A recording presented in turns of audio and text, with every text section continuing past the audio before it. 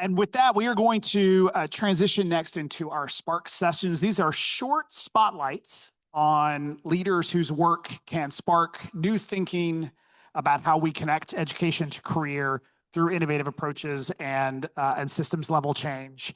And with that, I'm going to introduce our Senior Vice President of Strategy, Mary Cypress Metz, to the stage.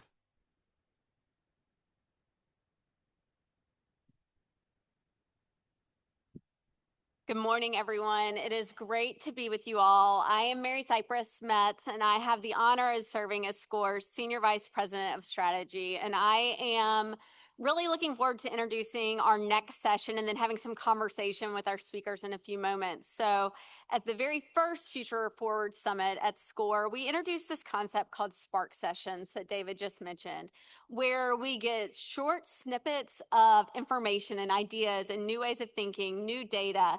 And the hope in these sparks is that we can hear about this new information from the experts who are leading that work or leading the thinking around that, and then make connections to our own work and the work that's happening here on the ground, so that we're able to take pockets of innovation to scale so that every student has the opportunity to be on a pathway to economic independence. And so for today, we're going to hear from a few different folks. We're going to hear the student perspective. We're going to hear how is this Pathways experience working for a student here in Tennessee? We're going to hear about real-time labor market information and how is AI affecting the labor market through, and hear some data perspective on that. We're going to hear about new innovative approaches to career-connected learning through apprenticeships. And we're going to hear, what does this look like in a community? What does it look like to, at the community level, really lead innovation and connecting what do employers need with how do we innovate in the education setting to meet that need? So I am excited that we have several folks joining us today. Kayla Stevenson, who is a student who's going to share her perspective. Matt Sigelman with the Burning Glass Institute to share data with us. Brent Parton to share about the work they're leading around youth apprenticeships. And Keri Randolph from the Benwood Foundation in Chattanooga talking about the Pathways work they're doing there. So I'm excited to kick this off by inviting Kayla Stevenson to join us. And then after we do the Sparks, we're going to have some of our speakers come back up and we'll have some conversation with them. But Kayla, thank you for joining us.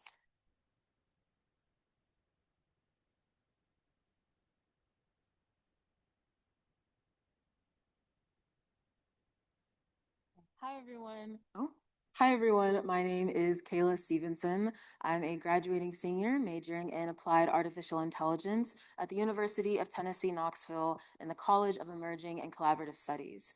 I'm really excited to talk with you all today because I know that this summit is designed to engage in conversation on how to prepare students for the future of work opportunities and education.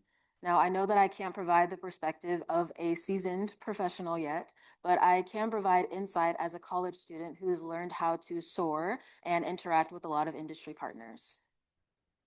So I think I'll always be doing this, but in my freshman year of college, I was a computer science major, and I spent a lot of time seeking opportunities.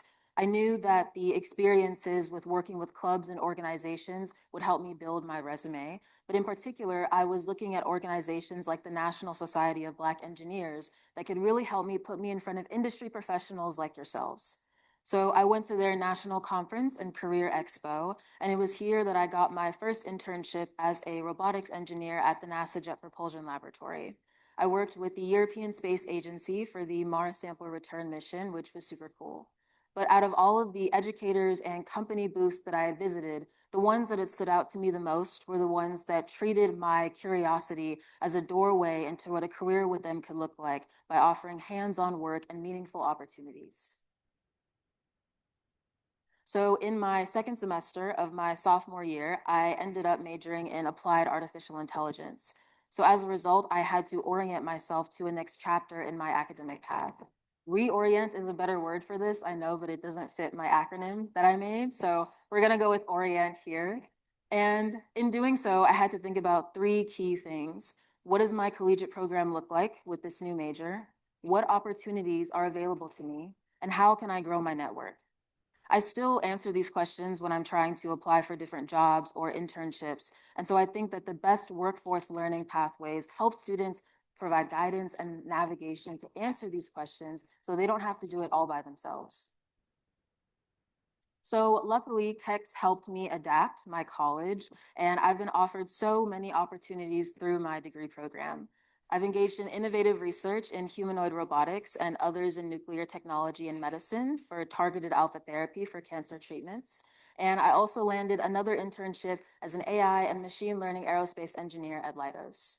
But what's more is that KEX offers a program called Rise Basecamp, where we partner with industry professionals to do mentorship for students right here in the classroom. So once a week, we have a company come in, talk about their emerging technology and how their profession is changing the landscape, and then figure out how to connect with students. So now all of these opportunities that I spent chasing after my freshman year are put right in front of me every Thursday night with free pepperoni pizza. And programs like these are very beneficial to both professionals and students, right? You have you all as industry professionals and educators that get access to a talent pool of ambitious students, and you can figure out exactly what we're looking for post-grad and applying to a company.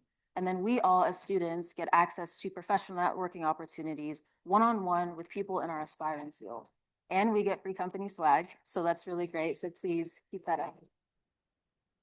So all of these opportunities have led me to rise as an emerging professional.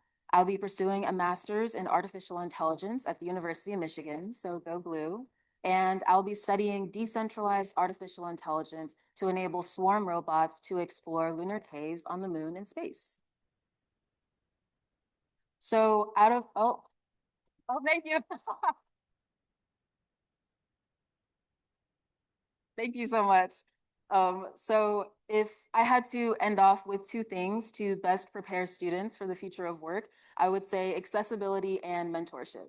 Educators can provide accessibility by baking it directly into the curriculum so that we can connect with professionals who are actively leading these industries and building it for us. But even after we go into the workforce, mentorship is absolutely essential. I am a mosaic of all of the mentors that have come before me, and my future would not be the same without them. So I definitely agree that connecting professionals and students can really help us understand the current landscape of technology today. So I'm really excited to hear about the other panelists here and see how we can help us soar in our careers. Thank you so much.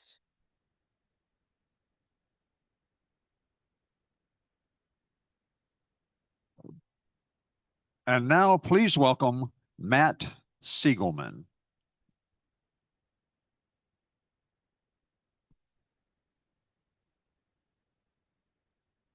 In the world of AI, we can all tell that there are big changes afoot, but it's a little hard to know exactly what they're going to how they're going to play out, what they're going to look like.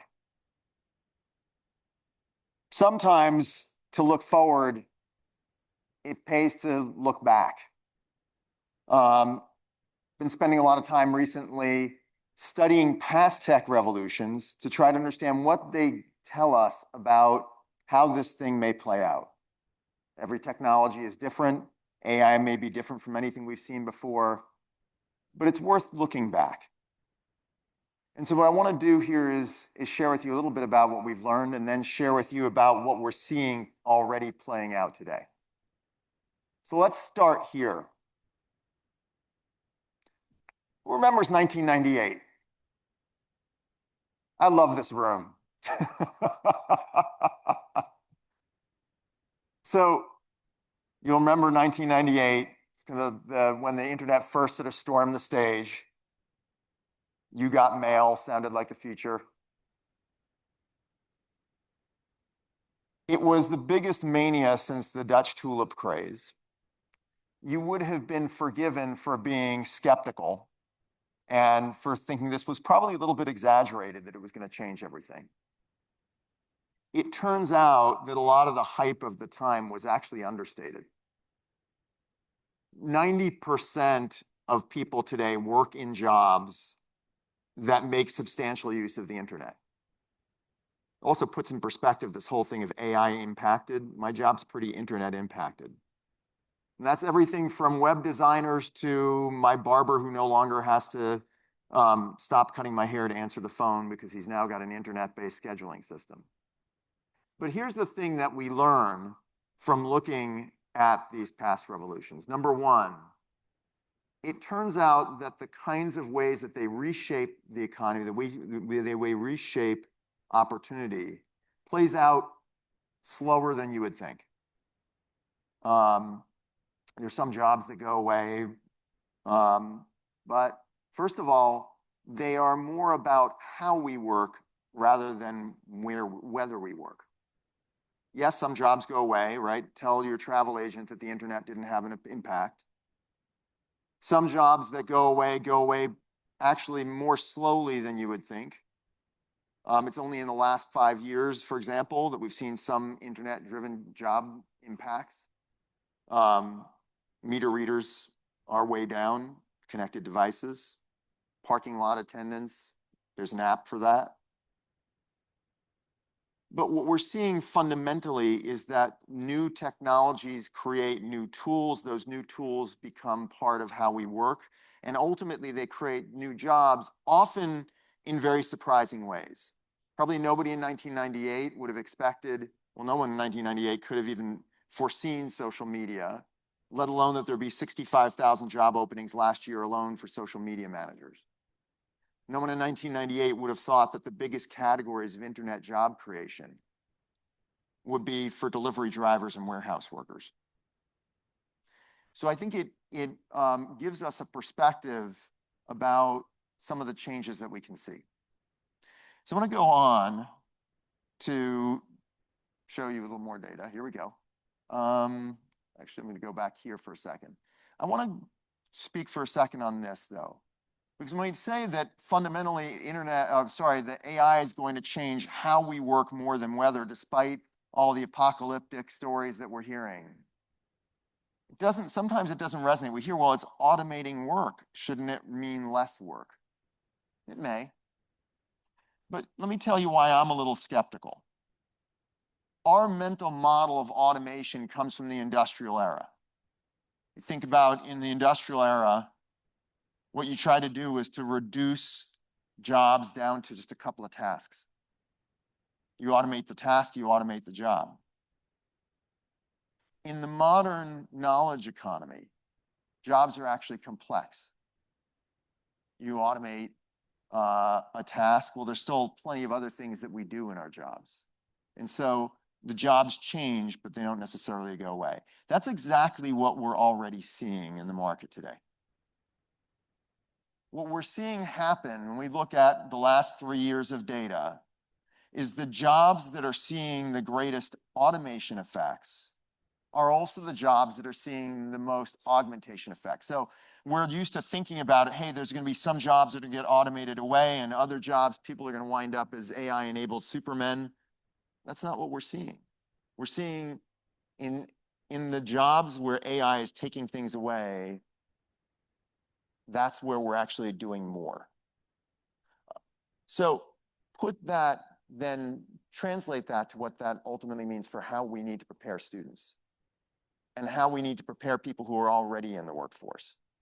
What it says is that we need to be thinking about not whether they'll have a job. We should be worrying about that, but we should be worrying more about, do they have the skills to do what their job is going to become? We're already seeing AI significantly change the skills that people use in work. The skills that are most automation prone are down significantly. The ones that are most augmentable are actually increasing in demand. In any given role, we're seeing significant shifts in which skills are needed for the role, some that are increasing in importance, some that are decreasing. And what we're seeing as well is that we need to create a whole new framework for what it means to be AI fluent. When we think about the skills for AI, we're used to thinking about that as AI skills, that you need to learn how to use AI.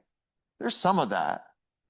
At the core, though, we see 3 categories of ways in which AI is going to change the skills that people need for work.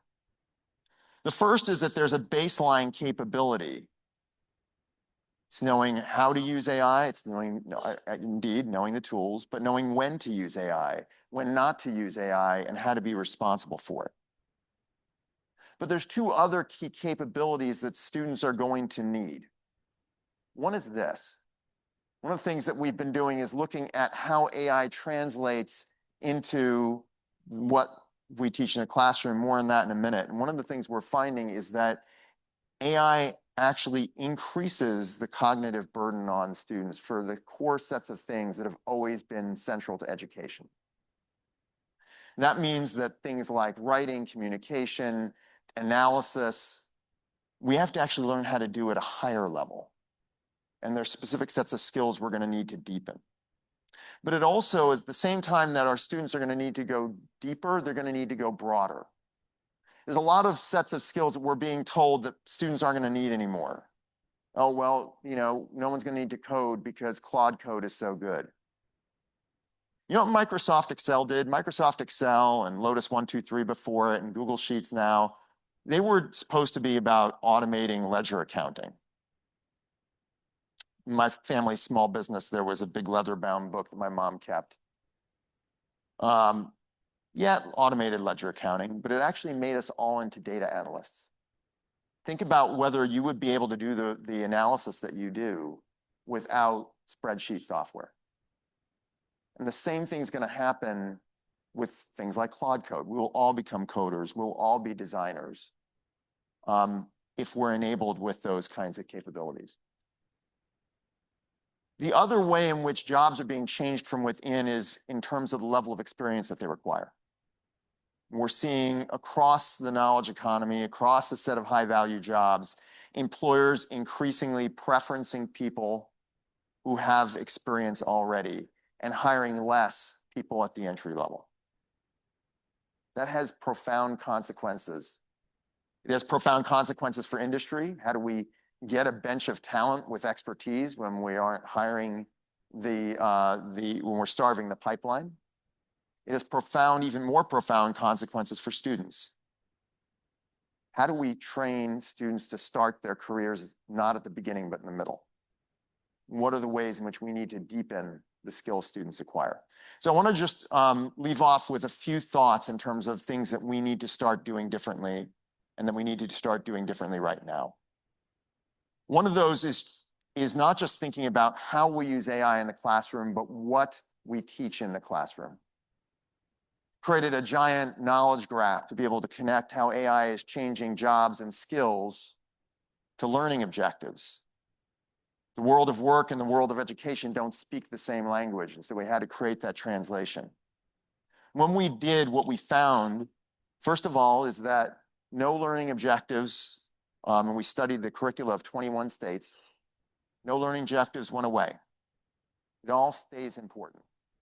But how we teach and what emphasis we give is reshaped by the interplay of automation and augmentation. Some things are going to need to be taught in different ways. Some things are going to need to be brought into different units. Take the example of learning how to do research. Well, an LLM will give you a good research plan pretty easily. It may help you to do some of the desk research. On the other hand, you're going to have greater capacity around data analysis as you're getting more data. And you're going to have much more focus on how to evaluate data and ensure that it's credible. Those are the kinds of ways in which we're going to, it's not that research skills went away, but we're going to need to change the way we teach them. As we prepare students for a market where they're going to need to start their careers in the middle, it also means that we're going to need to put more and more emphasis on career-connected learning. We know that it works. There's an abundance of data. Just one example on the left from some work that we did looking at what ensures that students leave college landing into a job that actually requires their degree. About 50% of students nationwide don't. And the single biggest factor is whether you have even a single internship. Cuts your risk by 50%. But wait a second, if we're not hiring at the entry level, how do we make sure that students still can get internships? How do we make sure that we are orienting the way we teach students so that they are ready to deliver value even in an internship, so that employers, instead of shrinking the opportunity, scale the opportunity? Kelly, you didn't steal my thunder. You amplified a really important point. and that's this.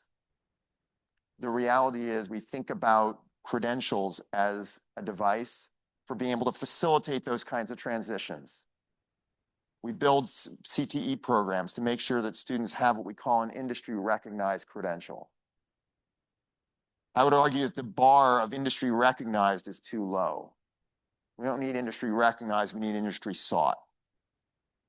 The reality is, as Kelly shared, only 1 in 3 credentials either helps people get into a job, helps people move up in a job, or earn more money in their job. Only 1 in 3.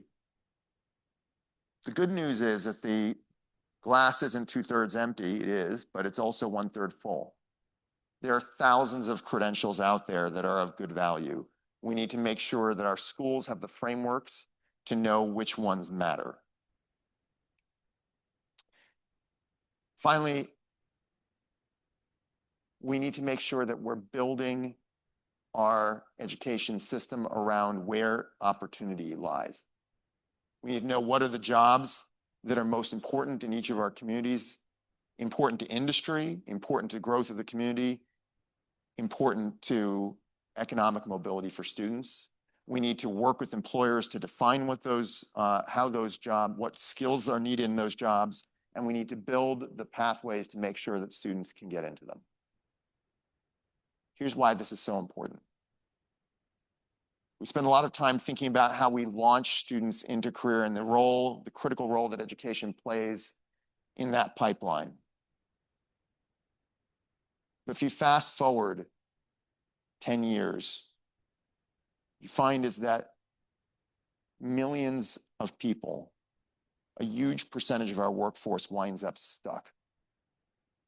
Whether we're talking about churning through low-wage work, whether we're talking about people who went to college and wind up in jobs that didn't need their degree, whether we're talking about mid-career professionals who wind up hitting a wall. The work that we do in this room, in this community, is about ensuring not only that students launch, but that they keep moving. Thank you so much.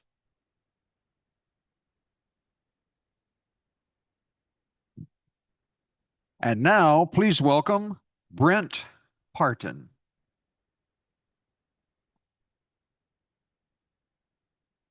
Good morning, I still think. Morning. My name is Brent Parton. I'm the president and CEO of CareerWise. A huge thank you to SCORE for letting me be a part of this exciting event. And just to hear this morning about an organization like this that has been incredibly focused on strengthening the education and outcomes and opportunities for Tennessee students, to hear this new focus on how you not just connect students to a better education, but ensure education connects to economic mobility and fill out what I call as the third leg of the stool for our education systems. Every young person to have that option to go to college, to go into the service, of course, military, public service, but this third leg of the stool, pathways, it has not been well defined. But there's been a lot of activity across the country for many years.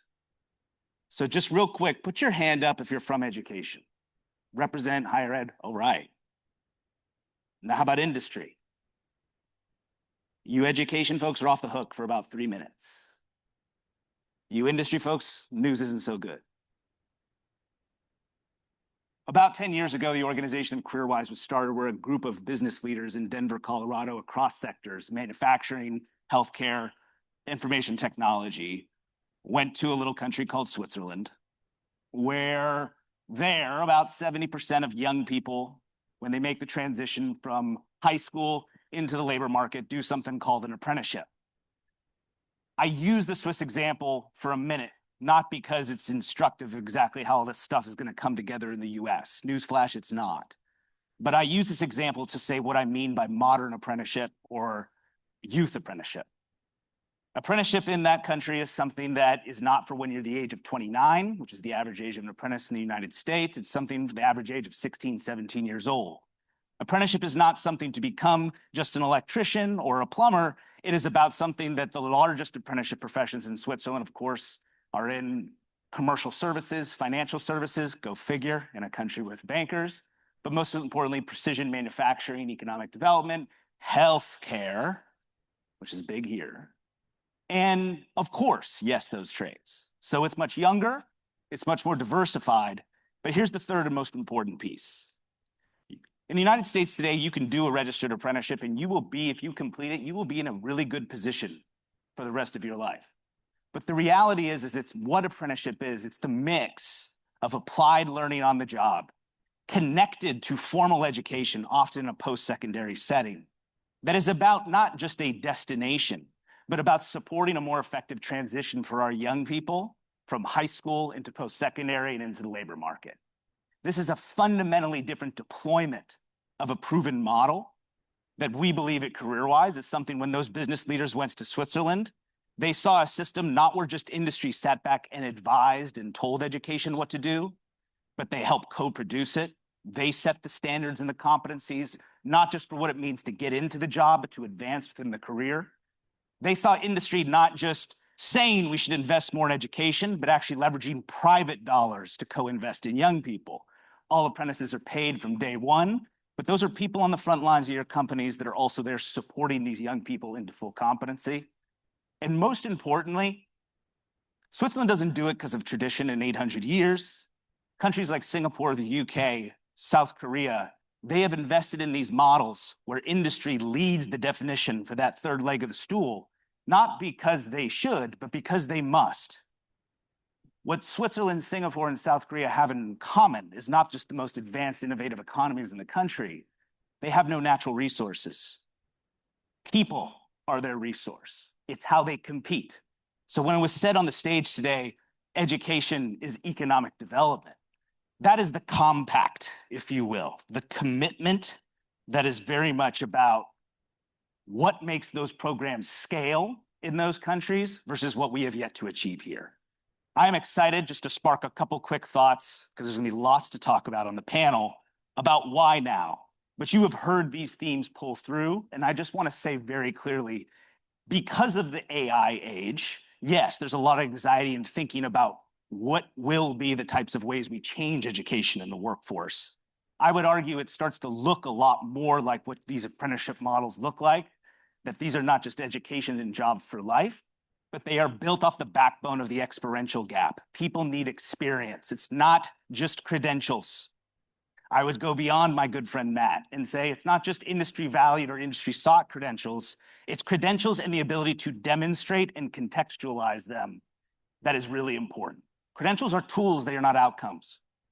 And when we think about how we align our state policies around this, we have to think about the important combination, not just about what you know and what piece of paper you have, but have you had the opportunity to demonstrate it? And I think that's critically important for a rising generation where there will be pressure on what early careers look like. And apprenticeship is a model that straddles both education and early career. The other thing I will point out in this 3A framework about why now, affordability, it's out there, they talk about it. I want to be very clear, this is not about apprenticeship or college. Most non-traditional apprenticeships in the United States of America are being implemented, including here in the state of Tennessee, in deep partnership with post-secondary institutions.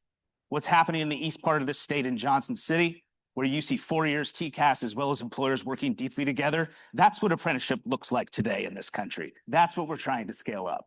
This is not a culture war between not everybody's got to go to college or not. This is how we reinvent the final years of high school, how we reinvent early level talent development, and how we reinvent a competency-based higher education system that's deeply connected to the workforce. This is not an either or problem for us to meet the scale of it. The last word I will say is on anxiety. It's comfortable to say 3 A's together because I can remember things. But what I just want to point out right now is in this very moment, the same generation that's hearing early careers won't be there is the same generation that had to do remote learning for far too long. Mental health is a challenge, but a lot of this is giving folks the opportunity to break out of behind the screens, get in front of mentors. What the amazing first speaker in our session talked about, the power of mentorship, is fundamental. We can't rely on heroic mentorship to find us all. Many of us are fortunate to have that in our lives. Many of us seek it. That needs to be a critical component of our systems for how we prepare young people. This young generation demands it.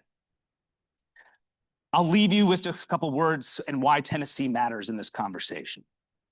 CareerWise has been implementing Swiss style, we call them modern apprenticeships, for 10 years. We've learned the practice, We've built evidence, we share the tools, but importantly now, we are working with states across this country on policy and systems. You cannot sell your way to apprenticeship. I can pitch a employer on apprenticeship, I promise. And many of you in the state of Tennessee across the 3,000 sponsors and programs that exist in the state can do that too. But you can't get to scale that way. You can't sell your way to scale. In the state of Tennessee, you see frontier industries, critical sectors growing up. This is in very much a place where the heart of reindustrialization in America. How you work with sectors, because the ROI and the value add of apprenticeship looks different in healthcare, manufacturing, the trades, or services. So you have to work with industry associations and groups to really lead on driving these models. Only 30% of the firms in Switzerland train apprentices, but it serves 70% of the students. Those are companies that lead on behalf of their industries and build talent pools for those sectors that are resilient, durable, and most importantly, globally competitive. That can be done here through a sector-based mindset. Number two, systems.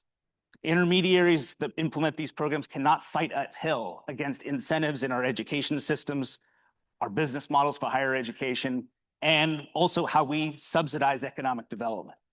We have to build apprenticeship and the experience of our young people in these durable workforce models into measuring what matters in K-12, into rewarding higher ed that innovates and does what was set up here about taking the competencies built on a job and gives real credit and learning and degrees for what's learned on the job. And most importantly, rethinking how we also engage our industry and share the risk, because the companies that train apprentices are putting risk on the line. So how do you share that risk across the public and private sector? The moment very much calls for it. I'm excited about the possibilities in Tennessee. Last but not least, going back to this hero point, you cannot accomplish this work of building these durable partnerships that apprenticeship requires across K-12, higher ed, and industry without it being someone's day job. But it can't only be one person's day job. Our learning has been that it takes a team also to bridge the gaps across those systems and deliver the outcome. I'll close by saying Tennessee is the tri-star state and the volunteer state. I've talked about this is a state that where economic development, frontier industries are happening. This is where a new model of American apprenticeship can grow up with those industries if we do it right. But Tennessee is a tri-star state because of the diversity of these regions. The regional innovations in this state have shown this is possible, have demonstrated value. So how do we build the systems to scale it up? The volunteer state is about the fact that during my time living here, the incredible collaboration in the state across the public and private sector and philanthropy creates the conditions for what these systems need. And I think this state has shown its ability to move the needle for across regions, but also to think big.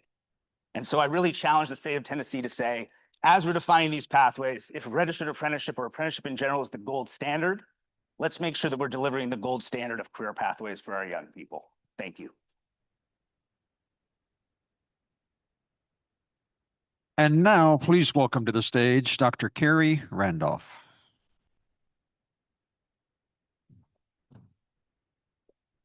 Hey, y'all, good morning. I'm thrilled to be here with all these like-minded people. The reason I think I'm up here, I thought it would be good to know why it's me. I've worked across the academic world as a practitioner. I've been a teacher. I've worked at the district level on the outside, pushing on the district, spending time in my doctoral program, reimagining higher education, having the privilege of standing up the Viable Pathways to Prosperity initiative for Chattanooga 2.0. And now as president of the Benwood Foundation. Benwood was an early funder of Viable Pathways in Chattanooga under our broader big bet of economic mobility. So that's why I'm here. But I'm representing a bunch of rock stars in this room or sitting over here who are really the architects and leaders of this work. So I'm just channeling Chattanooga for you here today. I'm going to be using the tutor to teacher pathway funded by the Future Forward Innovation Grant as a case study to talk about something that I'm calling pathway entrepreneurship.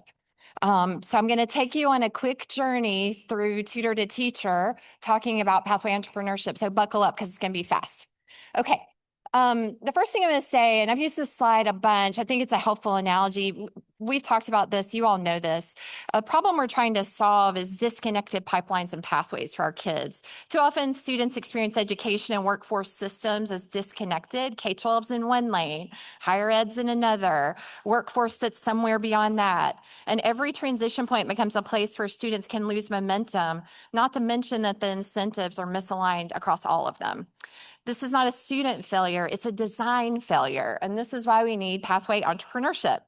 If the pathway is fragmented for students, it's not a pathway at all, I would argue. It's just a bunch of stuff happening, and we hope it comes together. So hold on to this thought. Pathways are built, not found.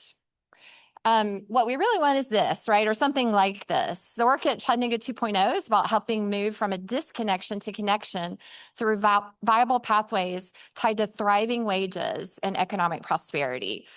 That is where pathway entrepreneurship comes in. A pathway entrepreneur sees a workforce problem, and it's data-driven, that workforce problem, as we've heard about today, and a student opportunity gap at the same time. They don't wait for systems to align on their own. They build the bridge between K-12, post-secondary, and workforce. And at the core, that means running the gauntlet through the student's eyes, not the institution's eyes, not the program's eyes, but the students'. Everyone in this room wants systemic change. I think that's why we're here. That's the ultimate goal. But we get to systems change student by student, cohort by cohort, proof point by proof point, community by community, until we have overwhelming evidence, data, and outcomes, and a wave of committed activity demanding change at a systems level. It's great to be here today with so many pathway entrepreneurs, because I know you are. I can feel that wave rising in Tennessee, as we've all mentioned. So pathways are built for students, not found. In Chattanooga, we've been working on this for a while, and we've used data to identify 10 roles in our community that are high demand, high wage. And when we did this, we really were intentional about what we selected, and we continue to look at these and revise them over time. But I'm going to focus on that red block right there. I'm going to talk about tutor to teacher. So one of the things to say is teaching is a workforce challenge that was hiding in plain sight for us. I think we think of it more as like a social good or something that we need for our education pipeline, but it's a workforce challenge too. Hamilton County Schools hires hundreds of teachers annually. They're one of the top 3 employers in our whole community. So there was an identified need. Existing pathways and pipelines weren't meeting all of that need. What's a bit unique is Hamilton County Schools in this scenario is the employer, they're the recruiting partner, and they're a key training partner all wrapped up in one. It's a really interesting scenario. The district had already done really important work. Jesse Gray's here today. If you want to know how to lead a talent development strategy for a district, you should talk to him because he's the best I know. Around recruitment and retention, grow your own, like all the things that all the other districts were doing. But we still needed a more accelerated, affordable, navigable route into the profession. So we started to think about criteria here. We had to have a set of criteria instead of chasing every good idea. We identified teaching using these criteria. So it has a thriving wage. There's pathways for advancement. The district's works really hard for that. On that, Hamilton County Schools was our partner. Industry-informed training. We have post-secondary partners to help. I'll talk about that a little more in a second. We have an impact tutors program where high school students are tutoring while they're in high school. And our goal is to get 1 year of college behind them before they graduate. So that becomes an accelerated pathway to teaching in 3 years. And all the things that Kayla talked so eloquently about where mentorship, feedback, and coaching are built in along the way. So teaching rose to the top. As I said, we had strong local demand. That acceleration is really important to us, and I want you to think about that one. So then we started to think about what our North Star was. So we wanted a student-centered design. We wanted it to be debt-free or debt-light, using all those tools that David was talking about earlier that we have in the state of Tennessee. We wanted it to have a work-based learning component.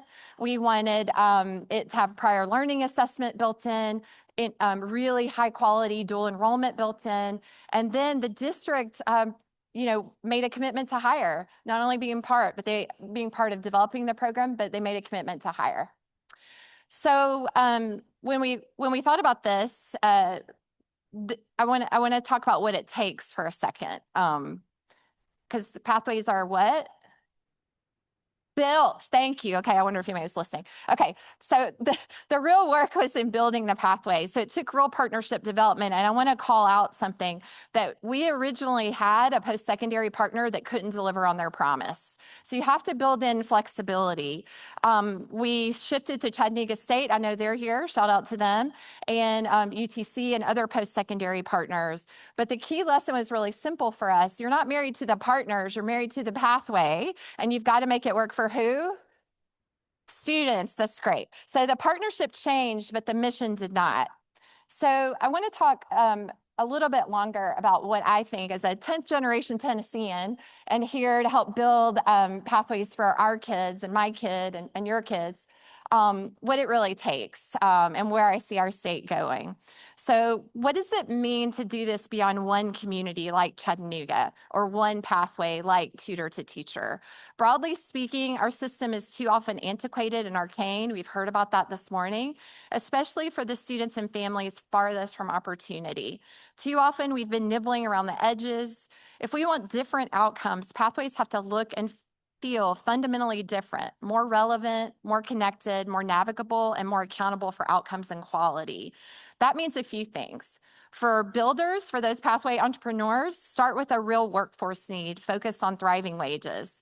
Set criteria early, like we did. Use data, even when it's messy, and it is, and try to find more data, and create a process you can use to keep improving as workforce needs continue to change. For example, in tutor to teacher, Hamilton County Schools is thinking deeply about how AI makes teaching and learning better. I think it also makes teacher training better, right? So we're thinking about that.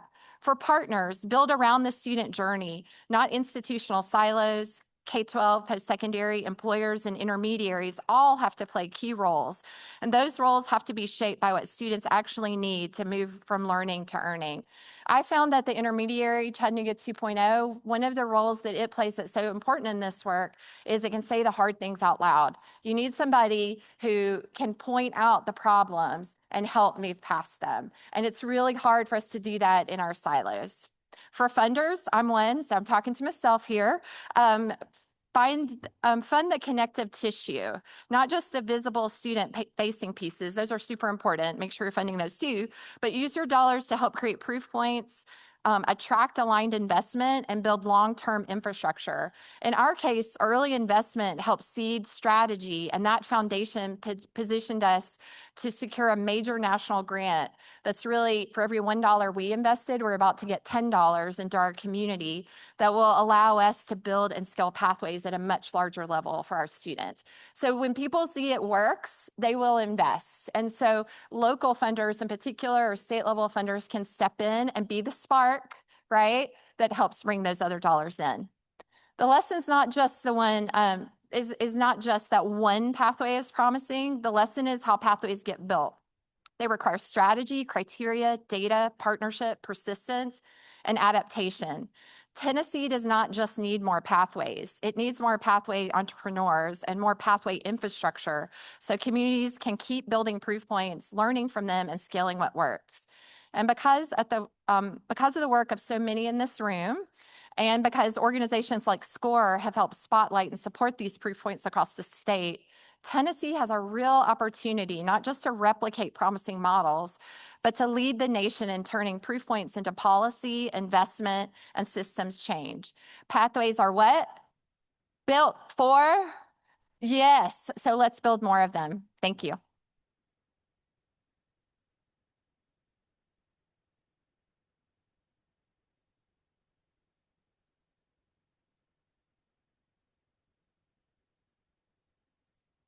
I hope you all got as much out of those sparks as I did, and I'm so excited to dig in with three of our speakers here in just a moment in a panel discussion.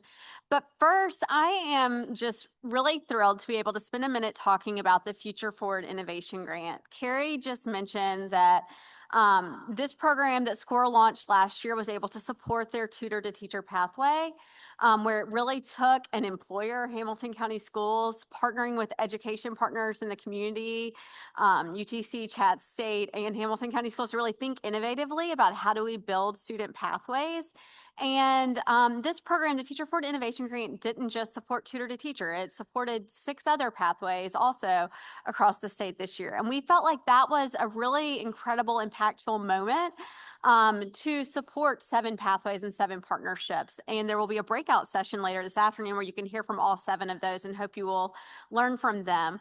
But I'm here today really excited to announce that this is something we're going to do again as SCORE. We are currently accepting applications for the next round of the Future Forward Innovation Grant and Pathways Incubator, where we select innovative employer and education partnerships who are willing to think about things differently to build student pathways to impact credentials and to help incubate those pathways, where they will receive up to $75,000 in grant funding. They'll be able to participate in a year-long fellowship opportunity to work in partnership and collaboration with state and national experts around designing and launching these pathways, and have access to expert mentorships.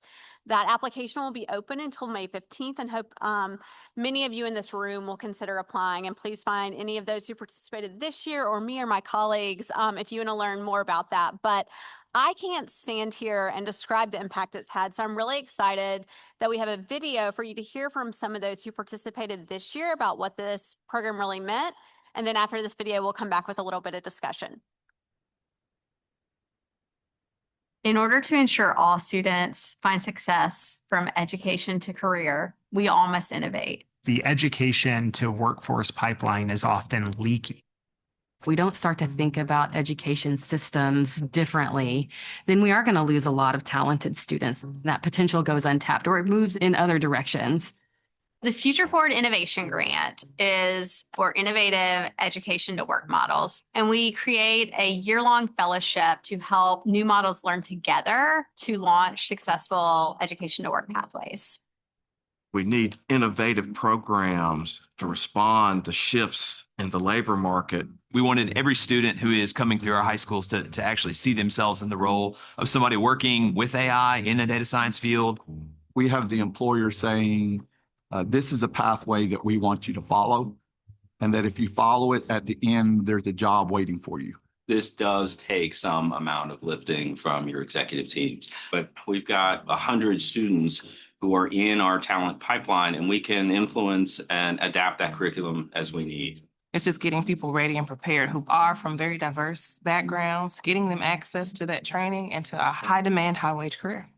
SCORE has provided through this opportunity the chance for us to engage in focused conversations locally, but also in connection with national experts. What excites me is the catalytic potential that it has to really make a huge transformation if we are all dedicated to executing the work that we've agreed to do. Everyone is just so energized by the prospect of what the future may hold and how it can advance the state of Tennessee. And that gives us a lot of hope for what we can achieve when we work together. I think economic development depends on workforce development, and SCORE is catalyzing the connection between the two. A grant like this allows you to really dream big and then get busy. Over a short year, we have seen 7 new models come from the Sparkman idea to now be serving students. There are so many more ideas and partnership opportunities out there, and we look forward to supporting that through the Future Forward Innovation Grant.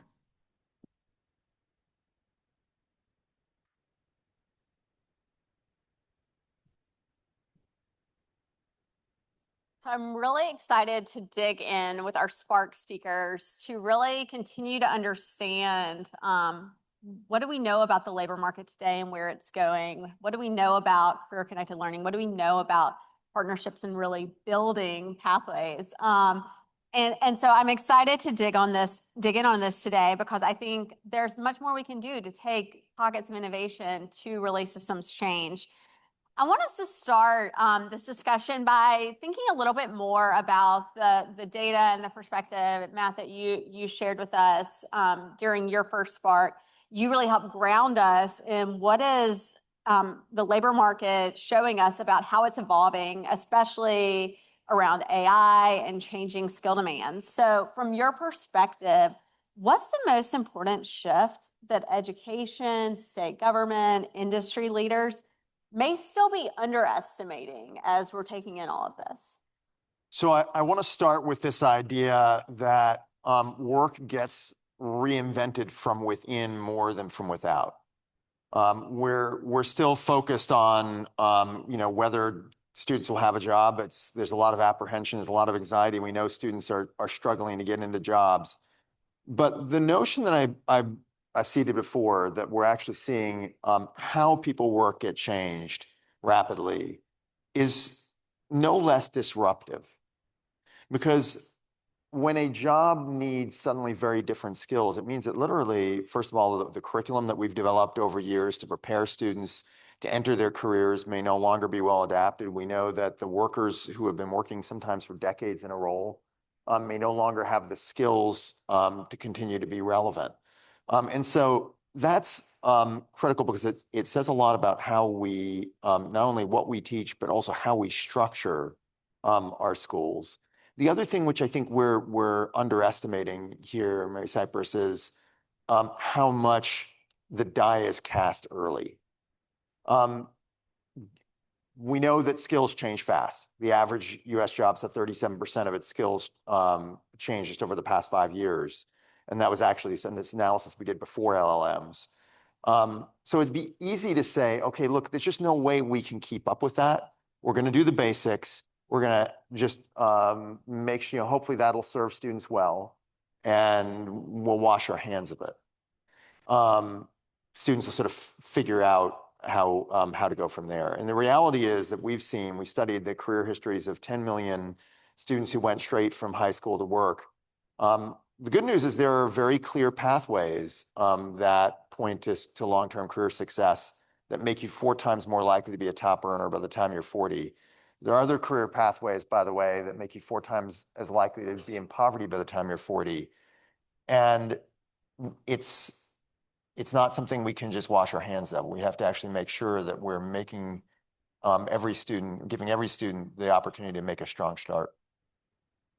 Really appreciate that.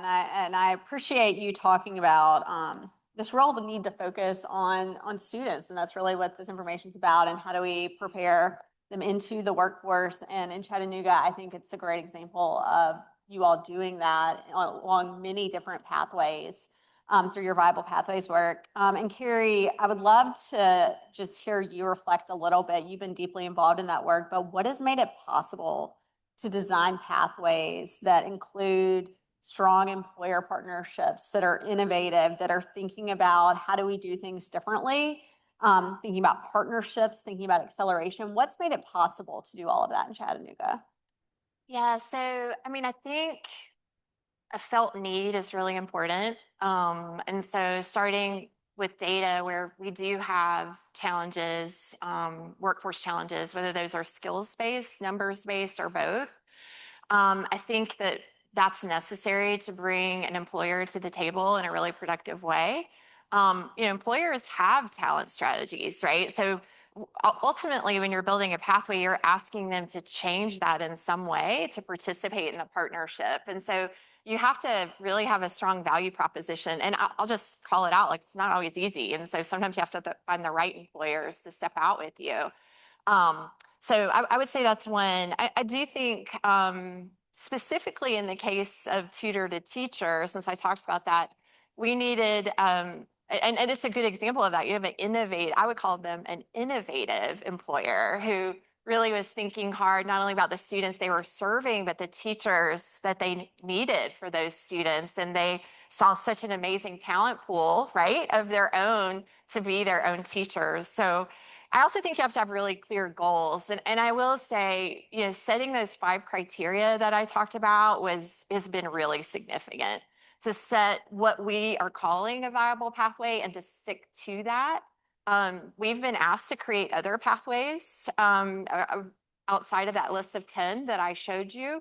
And almost every case, they didn't meet the criteria that we had. And so I think being really clear about that and building something that truly is viable and leads to a thriving wage has been a really important piece. Thanks for sharing that, Keri.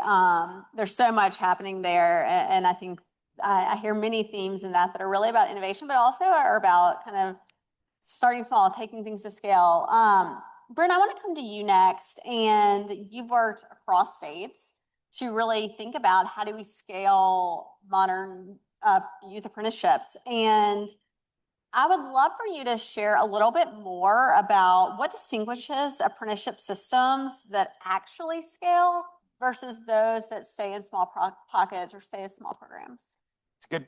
So the unfortunate and exciting news for the state of Tennessee is you could be the first state to really, I think, arguably scale it, because you have states across the country that I think are doing essential ingredients on this work.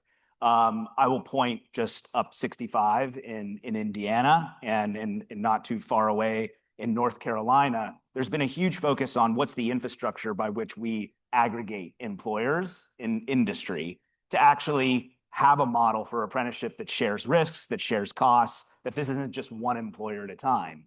And so in Indiana, they have this really exciting innovation called industry talent associations, which are industry groups built explicitly for talent purposes. Not that we don't love our associations that throw parties and lobby and do that good stuff too, but it's an innovative model for defining the apprenticeship pathway in the state. And in North Carolina, they've really built these regional consortia that they resource. That how you organize industry, which is really giving them the chance to lead formally on what skills our young people need to learn to be able to organize work-based learning at scale. That's a critical innovation that I think you're seeing little pockets of here in Tennessee that could be scaled up. In some other states, I'll say in Colorado and New York, we've had a big focus though on roles and responsibilities of other institutions. So the Apprenticeship Ready Schools initiative that we've been leading in New York City and in all through the state of Colorado is, how do you help school leaders play the right role? We can't put more on them. There's a lot on their plate, but there's definitely roles they have to play foundationally for those preparation and what Matt was talking about, these kind of foundational skills before someone shows up in a workplace. So those states that have really kind of honed in on how do we build pre-apprenticeship and apprenticeship readiness as a foundation into the final years of high school, I think is really important and something Tennessee is well positioned to do. The last thing I'll say is a number of states, and then the federal government has now put out another $175 million into apprenticeship expansion. There's about 975,000 people enter an apprenticeship every year. Most of them are the age of 29 years old. But increasingly, outside of the building trades, most of them are walking into the apprenticeship in our community colleges. And so states that are really trying to link up apprenticeship as an applied dual enrollment or early college model, which is something that I think has been real an innovation, a lot of the policy space, is something that I think Tennessee is really well positioned to take advantage of as well. Thanks for that, Brent. And I'm hopeful for Tennessee to be a leader in all of that. One thing you mentioned was really that places have to be ready for this. And I think Chattanooga has been a place that locally has really readied itself for pathways broadly. Keri, from your experience, what has to be true locally in partnerships, in funding, in leadership for pathways to both stick but also grow and scale? Yeah, I think from the beginning, you have to build with sustainability in mind. I mean, you need proof points, but I think it's really important not to create a proof point that you can't sustain. And we've been lucky. Both of our mayors, our county and city mayor, they don't agree on a whole lot, to be honest, except that they want our community to thrive. But they do agree on workforce development. And our city mayor often has been quoted saying there are two types of mayors in the U.S. There's mayors who understand that workforce development is the most important thing, and mayors who are about to figure that out. So that's helped, right? To have it in the water and everybody working on it. And our county mayor has been very engaged in creating pathways for students through Future Ready centers that the school system's launching. So we have created kind of a hymnal, a songbook, if you will, that we're all singing from a little bit, which helps. We have been pretty honest, I think, with each other that we don't know exactly how to do it, but we're coming to the table to figure it out. And so kind of really leveraging that while really thinking about sustainability. I can't stress that enough. Like, I've seen pathways that have been created where there was a big capital infusion and it was awesome and kids got all this stuff, and then it went away because it was a 3-year grant and we couldn't figure out how to keep it going. So just thinking about that from the beginning, and, you know, as Brent talked about and others have talked about, there are funding sources out there. So that can be part of your design, right? Design around existing funding, fill the gaps for the proof point, and then be off to the races. I will say one thing. I thought employers would invest in pathways from the beginning. We have not been successful in that in Chattanooga. I just want to call that out. And I think it does go back to employers are investing in talent. They have pathways and they have strategies. So there is a piece of this that's creating a proof point that shows them this is a new way and it de-risks it for the employer. And we're now asking them to invest on the back end. We couldn't get them to invest on their front end. So now we're like, but look, it does work. And we're delivering people with the skills that you need from our own community. And they're like, oh, okay, well, we'll help pay for that now afterwards. So something to think about. Thank you for sharing that, Keri. Matt, I want to go to you. We've been discussing a lot about specific pathways models and how things need to look differently in order to enable these pathways models, but how should education systems think differently about credentials and pathways, whether broadly or specifically, given how rapidly the labor market is changing? How should systems be thinking about that? So I think there's implications both for which credentials matter and for where they play. From a which ones matter, what this tells me is that we need to be much more data-driven, but also be using a longer longitude set of metrics.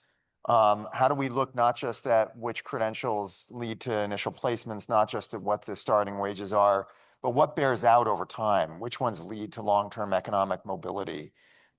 Which ones are aligning to where the state is going and where its economy is going? Those are a broader set of metrics that help us define which credentials matter. But I think there's also a question here of how we design our systems for a broader sense for where and how credentials play over someone's career, and what that means for the infrastructure we need. So we know that right now, we're seeing a market that's changing very fast. We know, as I shared before, that many people wind up stuck in their career. The average person has 12 and a half career transitions over the course of their career. Each of those is an opportunity to move up or get stuck. Each transition you make is built on acquisition and signaling of skills. And so the question is, how do we stop thinking about education as once and done? How do we move past the idea that what the great accomplishment of the 20th century, that we have a universal basic education, the learning that you do in the first 2 decades of your life is somehow sufficient to serve you your next 5. And so in that kind of structure, we need to have, or that kind of world, not a schooled society, but a learning society, we need to be able to think about a different infrastructure. Where do our community colleges play? How do we serve how do pathways serve not just career launch, but career progression? And how do we build practically step by step and recognize that people's careers continue to advance over time? Thanks for sharing that, Matt. Because I think the theme that you're just pulling out there is we've got to have systems that are able to really shift and evolve as the needs change. Brent, I'd love to hear kind of where are you seeing the disconnect between employers and how pathways are currently structured to do that or not, and what do you think that means for how it needs to look differently, and how should systems be designed to enable that? So without having to stay here another 2 hours on that one, I will actually want to pick up on what you said, Matt. I think what I want to just say to the room, and I, in a long time ago, galaxy far away, led a federal agency that put a lot of dollars into adult workforce training. And what we measure in our workforce system for adults is highly transactional and short term.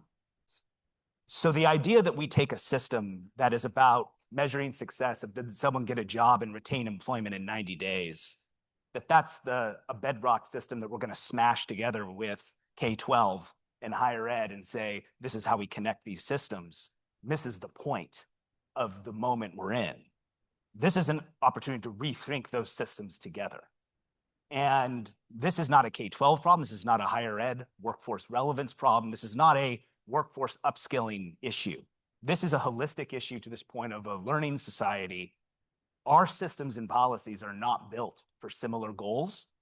And if you are going to measure in our pathways world, for example, what is a valuable experience for a young person coming out of high school, what is relevant in the job market today, or frankly, for the next 18 months, does not matter.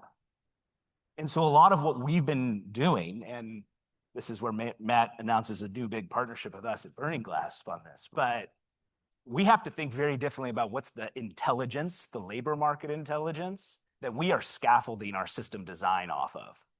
Our young people need to know how not programs and credentials perform, but how they relate, and why work experience intermingles with the value of those credentials.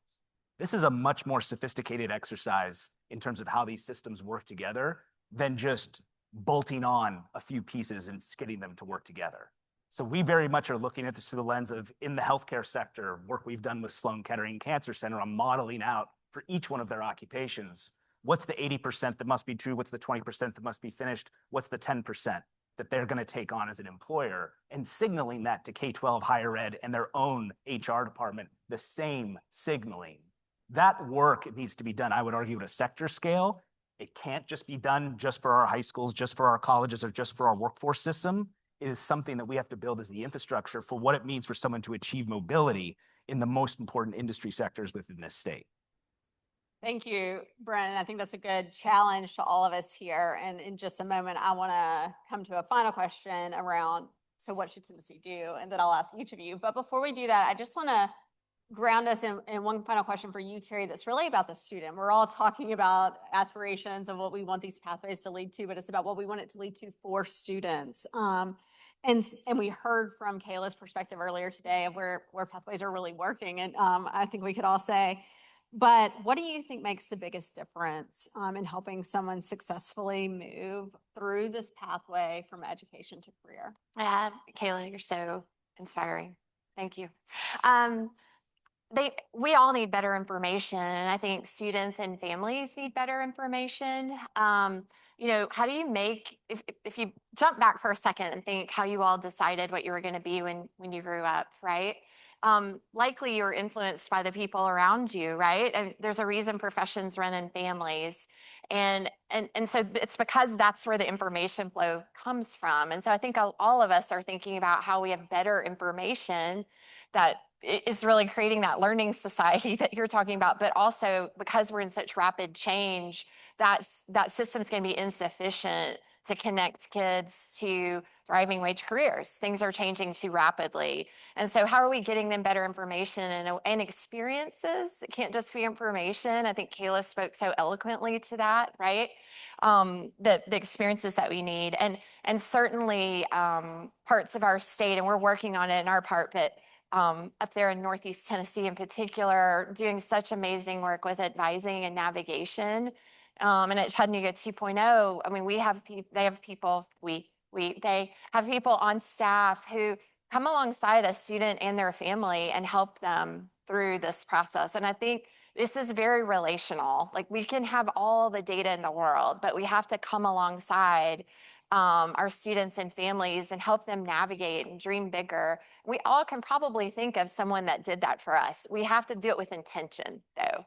Often I think it's just happenstance for so many of us. And what we're really thinking hard about, and so are others, is how that's really intentional.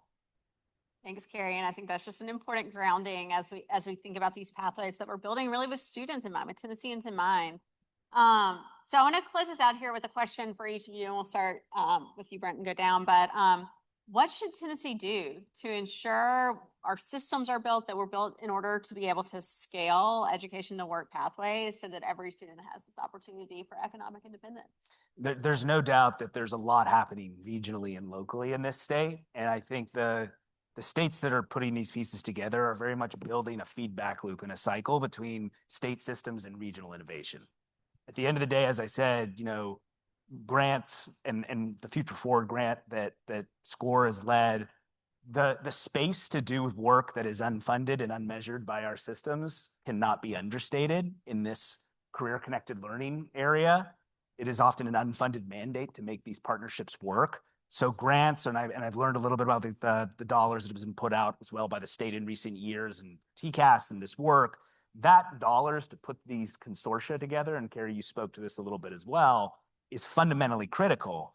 But if it is an isolated project that is disconnected from how systems have to change, scale and sustainability will be elusive. And so a tri-agency efforts, the states that have compiled tri-agency efforts on we want to scale things regionally are great as well, but meaningless without tangible results on the ground. So how this state is able to build a strong feedback loop, leveraging partners like SCORE, obviously governors play huge roles in this as well. That is going to be really critical for, I think, spinning the flywheel that allows more other regions to adapt this over time, to kind of build what works for their region and their sectors. But I think that interplay, that networked learning that has to happen between state and local is fundamental to driving the ball forward in the public-private partnership that's essential for getting the results. First, we need to put opportunity first. Educators put students first, and it's what we should always do. But putting up students first means putting opportunity first, and that means we need to know where opportunity lies. We need to know not only where opportunities are in our communities, but which opportunities lead upward over time. And that means tracking things at a different longitude than we're used to doing. Second, we need to design our education systems around data. Not just broad national data or even statewide data, but we need granular data about our communities. We need to know, be able to have the basis for having more effective employer outreach. And we need to know how jobs are changing inside our communities. We don't need big prognostications of what's going to happen in 10 years. We need a Doppler radar. Putting out the picnic blanket, is there going to be a thunderstorm? And we need to build one for Tennessee. And then third, I would say we need to be able to integrate careers and learning and not have them exist as separate entities. We shouldn't have two different shoots of an academic education and a career education. Every student deserves both. We need to make sure that every student has access to the kind of quality counseling and navigation that Keri was just talking about. That may mean creating a statewide standard for what career coaching needs to look like.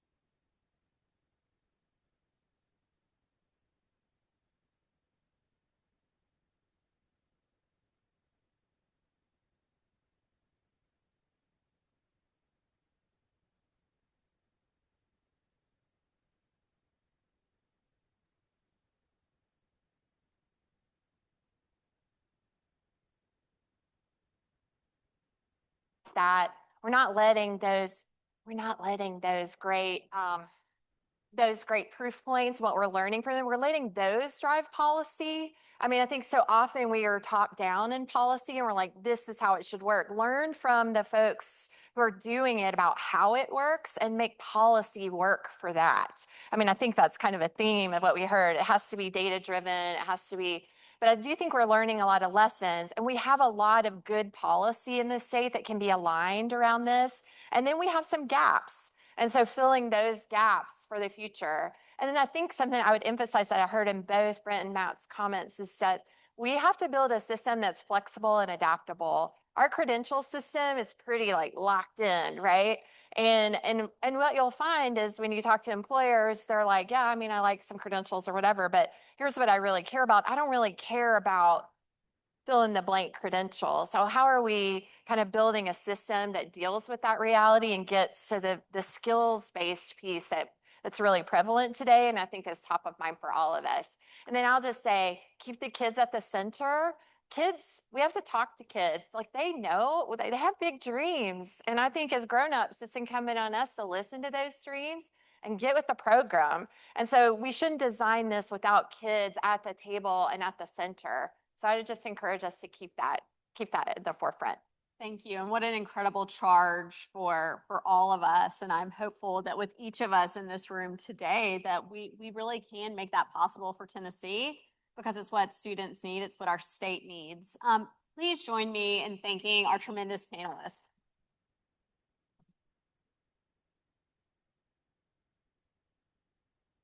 Okay, I'm also going to give you instructions for lunch, which I know everyone is wondering about. So lunch is set up in the foyer right out here where breakfast and coffee was served. And please feel free to make your way through the buffet line. And you're welcome to come back in here and eat. We will start our lunch plenary session at noon. But during this time while you're eating lunch, the guidebook that you each have at your table has some kind of table topics and information for you to look through and also discuss with those at your table. And then we encourage you all to do that. So enjoy lunch.